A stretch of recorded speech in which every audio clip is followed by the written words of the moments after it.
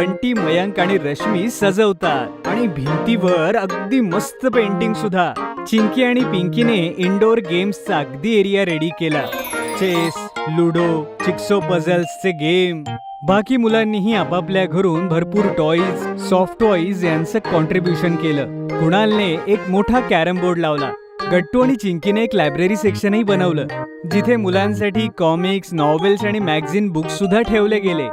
हे सगळे novels, comics आणि या सगळ्या पुस्तकांना सोसायटीतल्या इतर मुलांनी कॉन्ट्रीब्यूट केलेलं. आणि शेवटी गट्टूने अतिशय आकर्षक असा नोटीस बोर्ड लावला, ज्यावरती डिस्प्ले होत होते रूल्स आणि रेग्युलेशन्स. शेवटी एकदाची या बाल विभागाच्या उद्घाटन समारंभाची वेळ झालीये.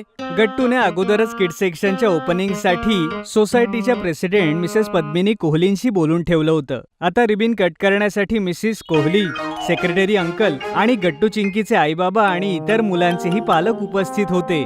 जसं प्रेसिडेंट मिसेस कोहलींनी रिबिन कट केली तेव्हा सगळ्यांनी जोरदार टाळ्या वाजवल्या.